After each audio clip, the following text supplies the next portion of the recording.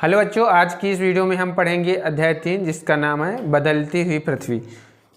अब देखो, बदलती हुई पृथ्वी मतलब पृथ्वी कैसे बदलती है। जैसे पृथ्वी जो है वो बदलती है का इसका मतलब क्या है कि पृथ्वी बदल रही है।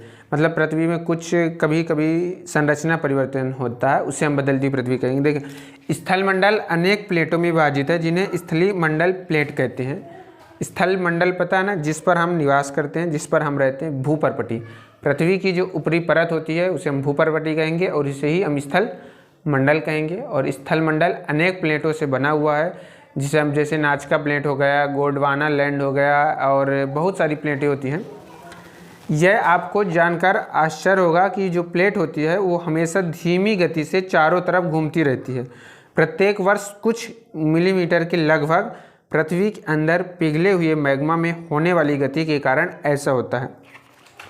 पृथ्वी के अंदर पिघला हुआ मैग्मा एक वृत्तीय रूप में घूमता रहता है, जैसा कि क्रियाकलाप में दिखाया गया है। देखो क्या होता है कि ये हमारी पृथ्वी है। जो पृथ्वी के अंदर जो मैग्मा होता है ये जो है इस तरह वृत्तीय आकार में घूमता रहता है। तो जैसे ये वृत्तीय आकार में ये घूमता रहता है तो पृथ्वी की जो संरचना होती है उसमें कुछ परिवर्तन होता है और प्लेट थोड़ा सा कुछ गति करती रहती है। यहाँ से कुछ गति यहाँ की इधर की, थोड़ा इधर की, मतलब थोड़ा थोड़ा ये गति करती रहती है प्लेट। किसके कारण? जो पृथ्वी के अंदर मैग्मा होता है उसके कारण गति होती है। ठीक, मैग्मा के कारण गति होती है। ठीक है, प्लेटों की। क्या होता है कि ये जो हमारी पृथ्वी है, ठीक, पृथ्वी क्या होती है, ये जो प्लेट होती है अंदर वृत्तीय मार्ग में घूमती रहती है। अब जब ये घूमेगी तो प्लेट की गति होगी।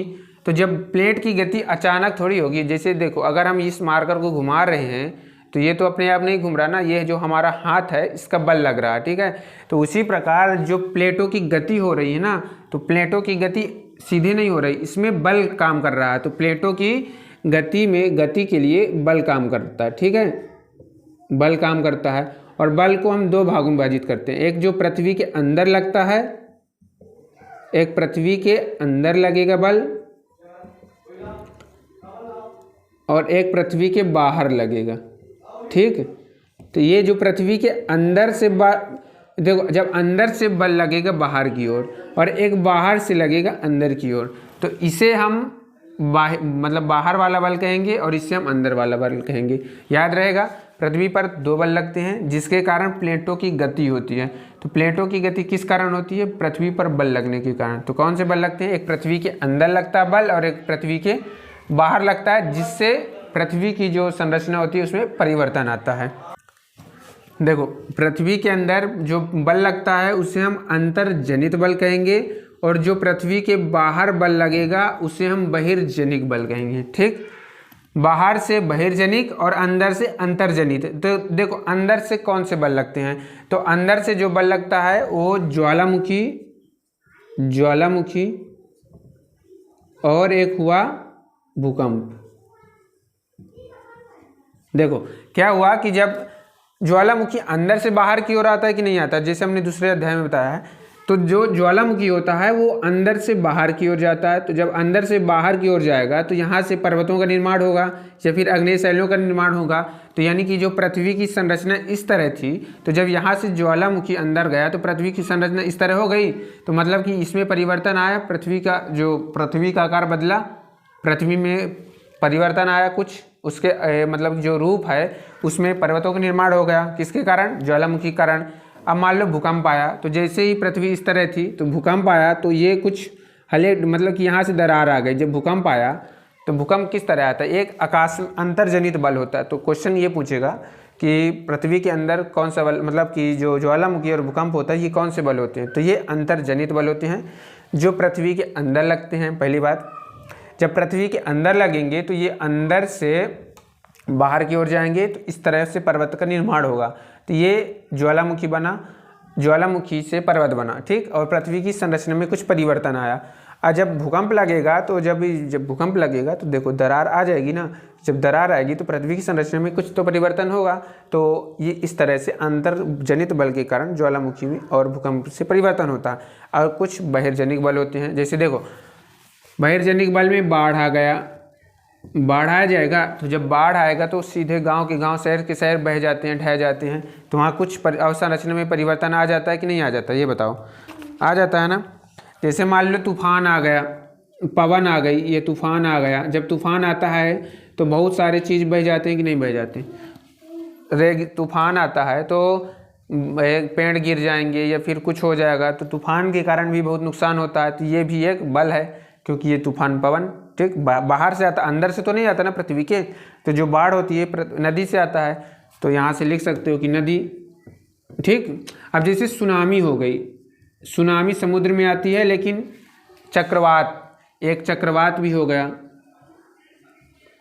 तो ये हमारे हुए बहिर्जनिक बल। बाढ़ मतलब कि ये याद रखना कि जो बाहर से पृथ्वी पर नुकसान पहुंचाए, पृथ्वी की स्थलाकृति को बदलने का प्रयास करे, उसे हम बहिर्जनिक बल, और जो अंदर से पृथ्वी को बदलने का प्रयास करे उसे हम अंतर्जनिक बल कहेंगे। याद रहेगा। ज्वालामुखी भूकंप अंदर से बाहर की ओर जाते हैं, लेकिन जो बहिर्जनिक बल होता है जिससे बाढ़ आएगी, तो बाढ़ तो पृथ्वी के स्थल भूपरपट्टी पर रहती है कि नहीं रहती है। हमेशा बाढ़ जहाँ हम लोग निवास करते हैं वहाँ आती है ना। सुनामी समुद्र पे आती है, तो समुद्र भूपरपट्टी पे है कि नहीं है। और फिर अगर हम बात करें तूफान की, तो तूफान कहाँ आता है, जहाँ हम लोग निवास करते हैं। पेड़ को गिरा देगा या फिर घर को उड़ा देगा, कुछ भी कर देगा। और बचा क्या, चक्रवात। तो चक्रवात वहीं आता है, जैसे मान लो सुनामी चक्रवात सेम है। कुछ चक्रवात भी समुद्र के तटों पर आते हैं, जैसे गोवा पर हो गया, विशाखापट्टनम पर होगा, यहाँ चक्रवात होते हैं। ठीक है। तो ये हमने पीछे अभी बात करा ना कि ज्वालामुखी और भूकंप, तो पहले हम समझ लेते हैं कि ज्वालामुखी होता क्या है। ठीक है। देखो, ज्वालामुखी क्या होता है कि भूपरपट्टी पर खुला एक ऐसा छिद्र होता है जिससे पिघले हुए पदार्थ अचानक निकलते हैं। तो भूपरपट्टी पर ठीक खुला हुआ ऐसा छिद्र, खुला हुआ ऐसा छिद्र जिससे पिघले हुए पदार्थ अचानक निकलते हैं। ठीक है। छिद्र जिससे पिघला हुआ पदार्थ अचानक निकलते हैं।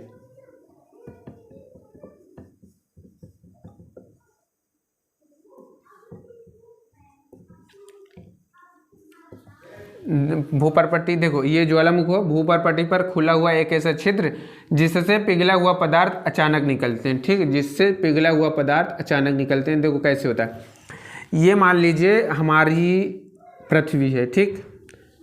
देखो कैसे होता है, यानी कि ये देखो मान लीजिए ये हमारी पृथ्वी है, ये पृथ्वी का ऊपरी हिस्सा है जिसे हम मेंटल कहेंगे, मतलब ये बीच वाला हिस्सा। ठीक है। और ये वाला जो हिस्सा है, ये जो हिस्सा है, ये भूपरपट्टी हो गई। तो पृथ्वी को हमने 3 पार्टों में बांटा था। सबसे ऊपरी भाग भूपरपट्टी कहलाता था, बीच वाला मेंटल, और नीचे बीच वाला, देखो पहला परत भूपरपट्टी, दूसरी मेंटल और थर्ड वाली कोर। ठीक। क्या होता है कि जब पृथ्वी पर अचानक ये ज्वालामुखी आते कैसे, ये समझो कि ज्वालामुखी तो ठीक है कि ये एक भूपरपट्टी पर खुला हुआ एक ऐसा छिद्र है जिससे पिघला हुआ पदार्थ अचानक निकलता। तो यानी कि ये खुला हुआ छिद्र बनता कैसे, पृथ्वी तो हमारी इस तरह थी, तो यहाँ से तो ये पूरा पैक है, तो छिद्र कैसे हो गया। तो देखो क्या हुआ था कि जो पृथ्वी होती है वो अंदर से बहुत गर्म होती है। ठीक। अंदर बहुत गर्म होते हैं, अंदर जो होता है बहुत गर्म होता है, याद रखना। ठीक। अच्छे समझना, समझ में आ जाएगा। अंदर से बहुत गर्म होता है, इस तरह लावा एकदम। अगर कुछ चीज़ यहाँ समझो, जो लोहा होता है, लोहा देखो ना कितना कठोर होता है, वो लोहा जो होता है वो पानी की तरह बहता है। समझो कि वहाँ कितना गर्म होगा, यानी कि जो लोहा होता है वो एकदम पानी की तरह बहता है पृथ्वी के अंदर। ठीक।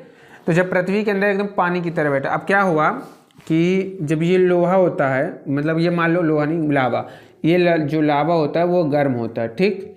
गर्म तरल पदार्थ है, गर्म तरल पदार्थ होता है लावा। ठीक।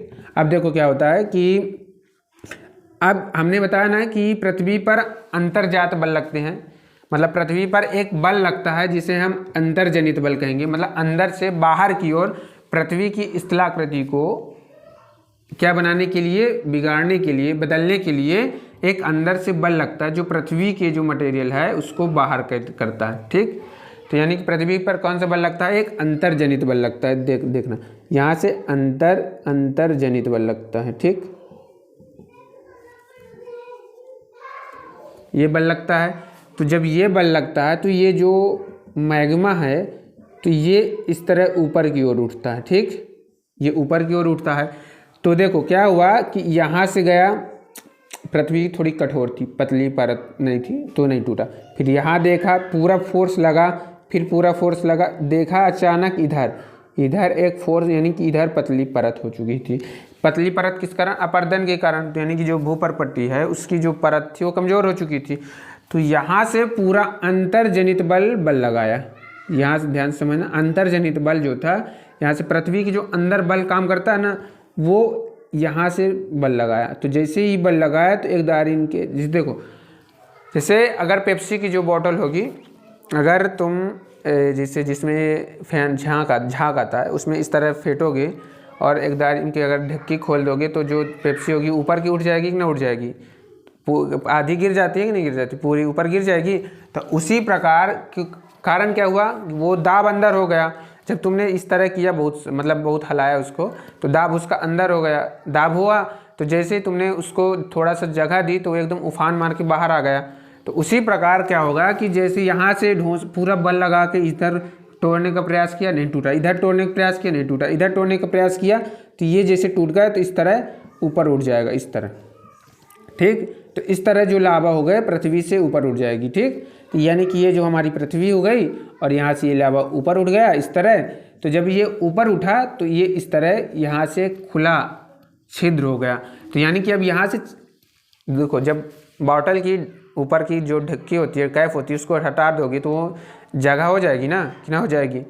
तो मतलब कि बॉटल पर जगह हो जाएगी, मतलब वहाँ से आज तुम निकाल सकते हो पेप्सी। उसी प्रकार जब ये लावा बाहर निकलेगा तो यहाँ जगह हो जाएगी ना, जगह हो जाएगी। जब जगह होगी तो अब यहाँ से परमानेंट लावा निकलेगा, यानी कि जो मैग्मा होगा ये लावा यहाँ से निकल के यहाँ से बाहर हो जाएगा। इसी प्रकार हमने बताया था कि अग्नेय शैल बनता है। तो समझ में आया कि ज्वालामुखी कैसे बनता है? तो ज्वालामुखी इसके अंतर्जनित बल के कारण बनता है, ये होगा, ठीक है। अब देखो इसी से इसको हम जो छिद्र होता है, उसे हम क्रेटर कहेंगे। क्या कहेंगे? क्रेटर। इससे धूल भी निकलते हैं बहुत, ठीक, इससे धूल भी निकलते हैं और गैस राख भी। अब देखो यहाँ से जब कुछ बाहर से अंदर की, मतलब अंदर से बाहर की ओर जाएगा तो वहाँ से तो हवा निकलेगी कि ना निकलेगी, और राख कचरा तो निकलेगा। तो या अब भाई देखो आग है, आग से जब कुछ चीज़ निकालोगे तो राख तो हो जाएगी ना। तो यहाँ से क्या निकलेगी? गैस और राख, ठीक। तो गैस राख, जो ज्वालामुखी का छिद्र होता है उसे हम क्रेटर कहेंगे। क्या कहेंगे? क्रेटर, ठीक। और ये जो हुआ हमारा, ये जो जा रहा है तो ये क्या हुआ? लावा।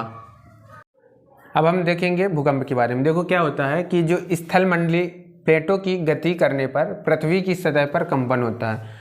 जब स्थल मंडलीय प्लेट जो होती हैं वो गति करेंगी तो पृथ्वी की सतह पर कंपन होगा। जब पृथ्वी की सतह पर कंपन होगा तो उसे हम भूकंप कहेंगे। क्या कहेंगे? उसे हम भूकंप कहते हैं, ठीक। देखो ये मान लो ये प्लेट हुआ और ये एक प्लेट हुआ, ठीक। जब ये दोनों गति करेंगी तो ये प्लेट इधर जाएगी, ये प्लेट इधर जाएगी, ठीक, जाएगी। देखो जब ये प्लेट और ये प्लेट इधर जाएगी, ये प्लेट इधर जाएगी। तो जब ये प्लेट इधर जाएगी और ये प्लेट इधर जाएगी तो क्या इधर नहीं टकराएंगी? तो जब ये आपस में, इन दोनों जब यहाँ पास टकराएंगी, कहाँ पास? यहाँ पास। तो जब ये दोनों प्लेट आपस में टकराएंगी तो यहाँ से झटका, जब देखो जब कोई दो चीज़ टकराती हैं तो आप झटका लगता है कि नहीं लगता? जब कोई चीज़ टकराती है तो झटका लगता है। तो जैसे ही जब पृथ्वी पर दो प्लेटें टकराती हैं तो वहाँ झटका लगता है, तो उसे हम भूकंप का नाम दे देते हैं। तो भूकंप समझ में आया किसे कहते हैं? जो पृथ्वी होती हैं उनकी जो प्लेट होती है, प्लेटों की आपस में जैसे ही प्लेट टकराती हैं और जहाँ टकराती हैं उसे हम भूकंप का नाम देते हैं। जैसे देखो ये प्लेट और ये प्लेट ये इतनी डिस्टेंस पर थी, तो ये प्लेट और ये प्लेट इस तरह जा रही थी और ये प्लेट इस तरह गति कर रही थी। तो अब कहीं पास तो मिलेंगी, तो ये प्लेट और ये प्लेट जब मिल गई तो यहाँ टकरा गई। तो जहाँ टकराई तो उससे जहाँ कंपन हुआ, तो उसे हम भूकंप कह दिए। तो देखो तो यहाँ पास टकराई ना, वो जो प्लेट होती है यहाँ पास टकराई, तो कहाँ पास टकराई? यहाँ। तो इसे हम क्या कहेंगे? उद्गम केंद्र कहेंगे। तो उद्गम केंद्र कहाँ कहेंगे? जहाँ प्लेट टकराएंगी उससे हम उद्गम केंद्र कहेंगे। और जो आसपास के जो इलाका है यहाँ, तो यहाँ आसपास के इलाकों के क्या हम कहेंगे, अधिकेंद्र कहेंगे। ठीक, तो जहाँ मेन जगह टकराएंगी भूकंप की जो प्लेट होती हैं, वो जहाँ जगह टकराएंगी, या फिर ये समझ लो कि जहाँ से भूकंप उत्पन्न होगा तो वो क्या कहलाएगा, उद्गम केंद्र कहलाएगा, और उसके आसपास का जो केंद्र होगा वो अधिकेंद्र कहलाएगा। ठीक है, अगर भूकंप सबसे ज़्यादा कहाँ पास होगा, तो भूकंप जो होगा वो अधिकेंद्र के पास होगा। देखो, जब प्लेट यहाँ और यहाँ पास टकराई तो सबसे ज़्यादा भूकंप कहाँ होगा, तो सबसे ज़्यादा भूकंप इस क्षेत्र में होगा कि ना होगा। ठीक, और जैसे अगर हम इससे दूरी जाएंगे तो यहाँ भूकंप कम होता जाएगा, यहाँ भूकंप कम होता जाएगा, लेकिन सबसे ज़्यादा खतरनाक किस इलाके पर होगा, इस इलाके पर होगा। तो सबसे ज़्यादा हानि कहाँ होगी, तो सबसे ज़्यादा हानि अधिकेंद्र के पास होगी।